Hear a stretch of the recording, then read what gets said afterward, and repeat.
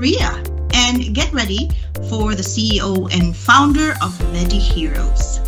Joanne has designed and instructed international business and trade fair marketing for the Association of Korea Exhibition Industry and Korea National Consortium for Human Resource Development Ability Magnified Program with the Seoul Metropolitan Government Fund. Ladies and gentlemen, to talk about emerging virtual trade fairs during the pandemic, please welcome Ms. Joanna Lee. Hi, Ella. Thank you for your nice introduction. Let me share screen. Okay, hello everyone, and thank you so much for having me as a speaker to APARA and organizers. And I have learned a lot, and it's very exciting to see how the Metaverse have been applied to the different kind of industry. And you have shown a lot of new technology, how it's going to be used in near future right now. But I'd like to talk a little bit about the unmet needs and trade show industry from, in fact, the customer perspectives. Maybe the statistics I have collected from my class attendees may be exciting to Metaverse, companies, maybe a little bit scary to some of you. So I'd like to also learn from all the speakers, how can Metaverse help to trade show industry companies and attendees. My name is Joanne. I'm a CEO and a MediHeroes from South Korea. And MediHeroes, again, it just went live last Friday. And MediHeroes is a cross-border between medical platform for medical supplies and services. Today, I'd like to share with you about the statistics of virtual trade shows that has been run since COVID-19 pandemic breakout. And also, I will go through a little bit of a comparison of a virtual trade show format country by country. And also, I see that there's emergence of a live commerce that also attracts and entices trade show industry.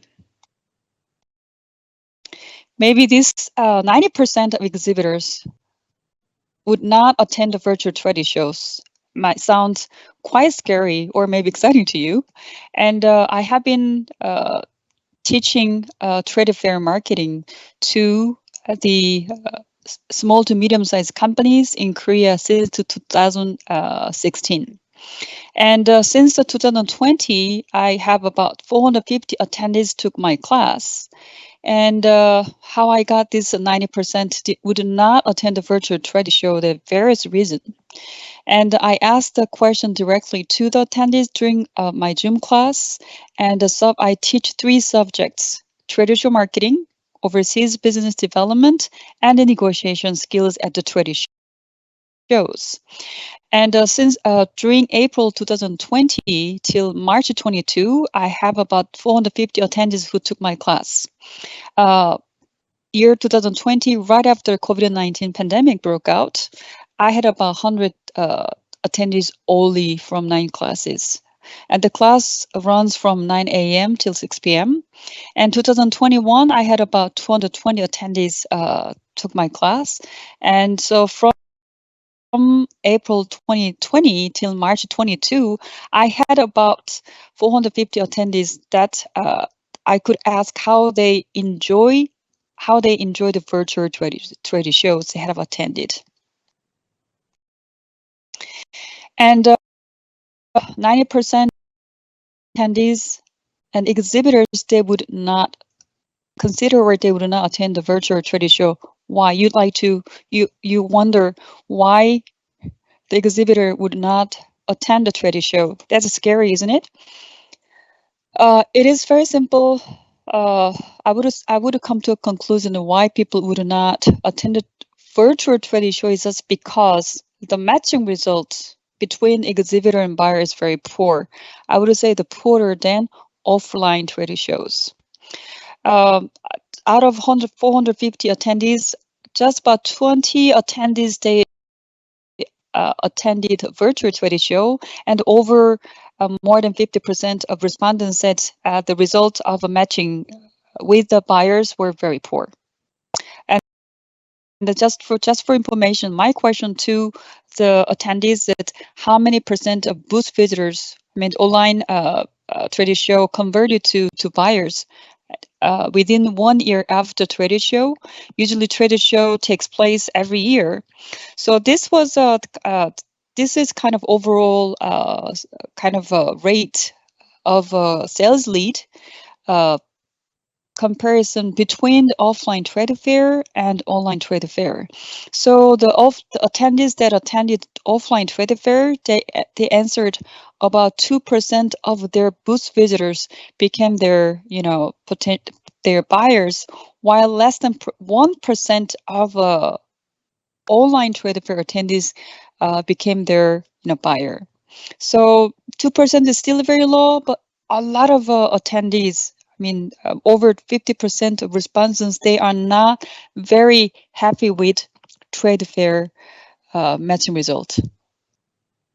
And another thing we need to note is that 30% of respondents said there's a more frequent no-shows who booked a meeting with them in advance during virtual trade fairs compared to offline trade fairs.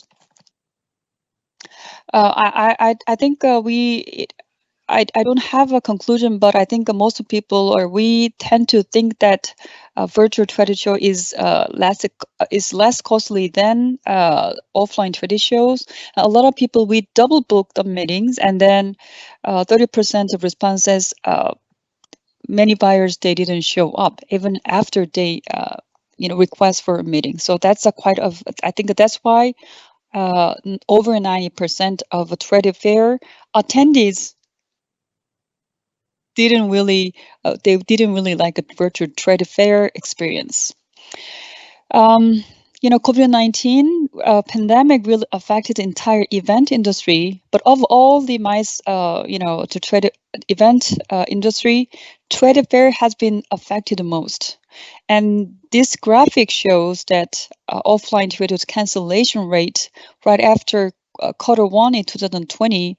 As you can see, over the past 1 year, almost 100% of trade show canceled during Q1 and Q2 in 2020, and almost 90% of a trade show have been canceled. So it really shows how it really affected trade shows more than other events due to the COVID-19. And also, it shows how the COVID-19 affects actually the organizers as well. And this is a survey run by the CEIR, Center for Exhibition Industries Research, to about 346 event organizers that just less than 50% the organizers would hold virtual events.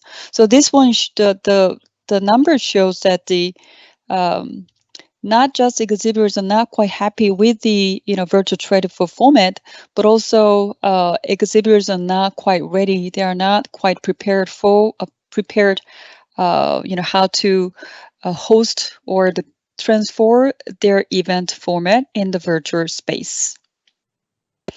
And again, the way the exhibitors interact with the buyers have been very limited. Most of them use either text chat like WhatsApp or the WeChat, or they meet with each other like a video meeting.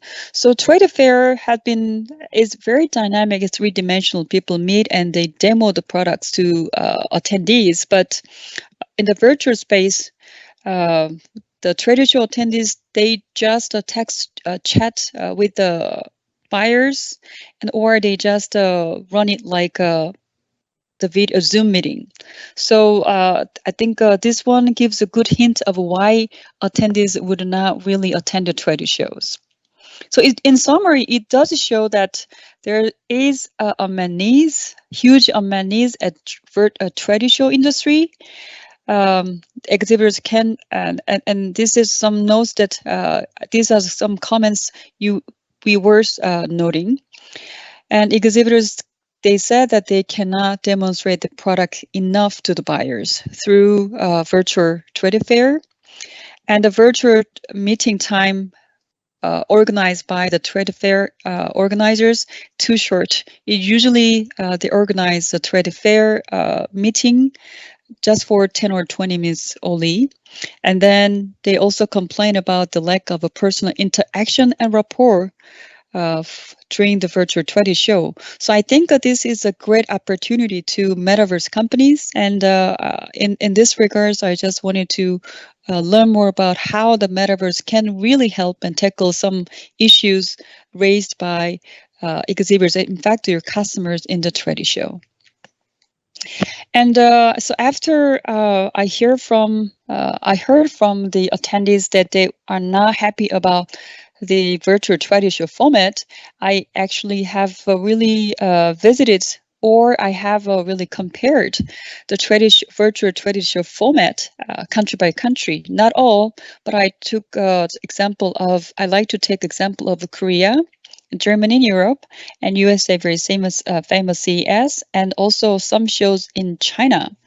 And I like to a little bit talk about the e-commerce players such as Trade Keys and Alibaba that they are tapping into virtual trade show.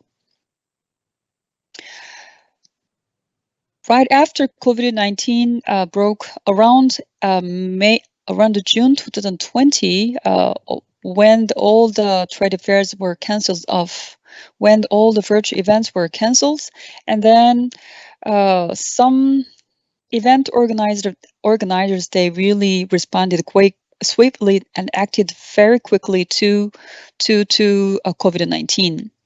And then Bio Korea is organized by the Association of Korea Bioindustry.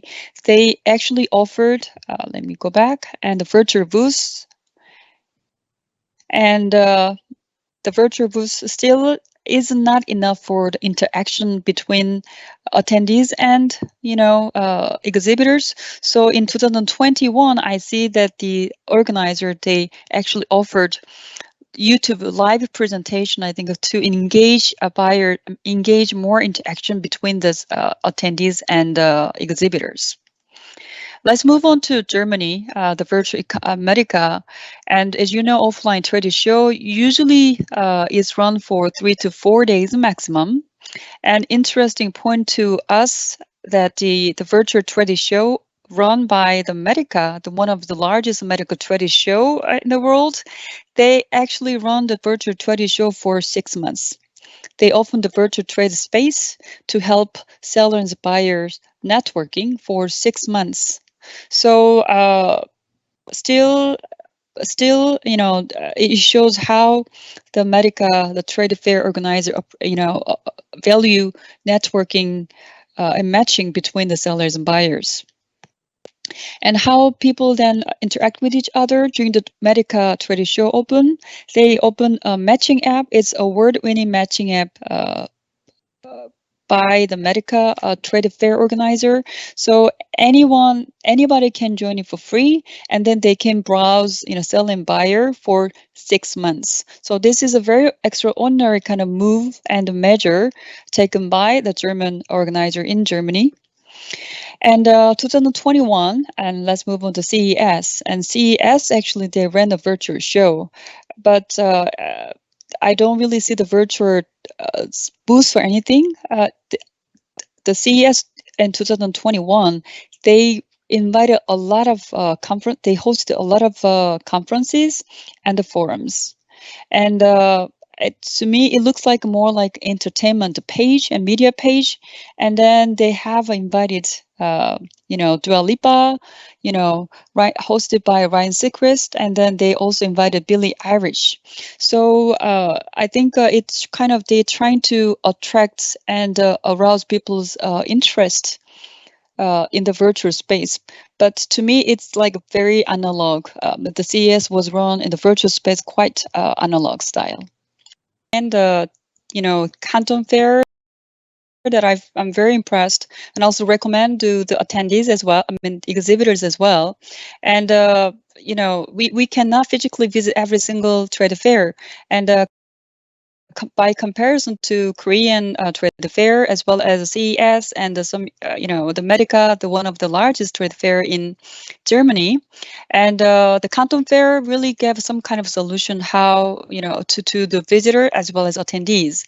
And on the left hand side you will see the VR exhibition hall, and on the right hand side and you see the exhibit on live. So they do live trade fairs, during the trade fair period of time. Do you see the white cube on the screen? Yes.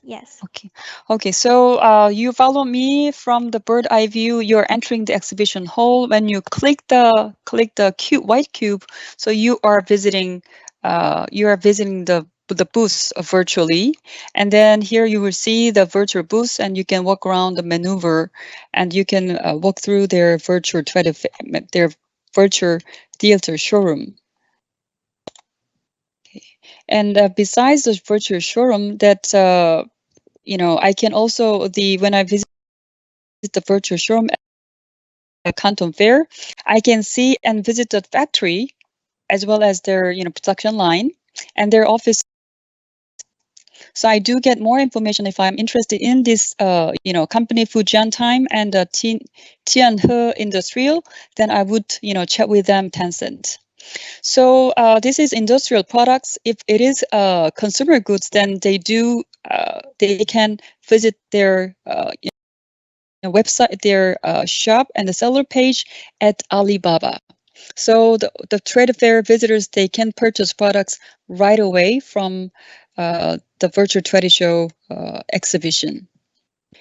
And then the thing is that then why 90% of people, attendees who took my class, they would not attend virtual trade show? I think it's because the format of trade fairs by organizers really vary.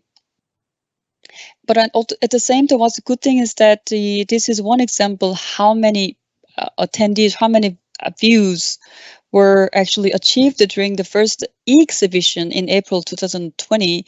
This is just a small local cosmetic e-exhibition hosted by the China cosmetic newspaper company.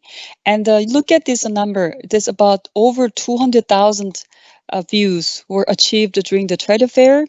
And just to give an idea how many people are visiting trade fairs offline. Just example, one of the largest show in the world, CES, this year, 2020, there's been just 45,000 people have visited a trade show. And before COVID-19, there's been about 180,000 visitors have attended the show in 2018 CES trade show. So the virtual trade show still gives a great impact and great advantage to the exhibitors, but it depends how the virtual trade shows are run. And again, B2B trade show, there are B2C and B2B trade show, and the sales is a key to trade show exhibitors. One thing to note, what's happening in Korea and China is that live commerce becomes is now kind of dominating. Is very popular. And then the one of cosmetic show I just took example, and this is not me, in fact, actually, they shows that with a mobile phone, people can attend the live trade show, and then they can order the products online, real time. So one thing that I'd like to note is that e-commerce players like TradeKey, and if you go and visit the TradeKey website, as well as Alibaba site, since 2021, I see that big tech companies, IT companies, they are moving into online trade shows, and so I think that from trade show industry point of view, that a lot of people think that they like to really apply different kind of technologies, including Metaverse, and I see that now this period of time is like a early 20th century in the U.S. When airplane becomes popular, the railroad era ended.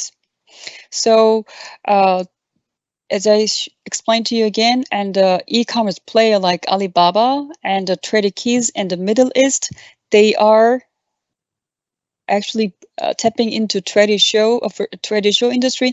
They run online trade show live stream, and this is going to be a big challenge to trade show and event organizers and how they can cope with it. And the reason why the live commerce becomes quite popular is because people can interact with each other and people can engage their buyers during the live show organized by Alibaba or Trader Keys. So I'd like to know also, I'm looking for kind of the answer and solutions how Metaverse technology can benefit trade show exhibitors. It's like a train versus plane. Thank you again. Thank you so much for listening. The slide was not didn't appear. However, I hope that the number and the statistics from the attendees at the trade show is insightful to the Metaverse companies and tech companies. Thank you for listening. Thank you, Joanne. We've just heard from Joanna Lee joining us from South Korea.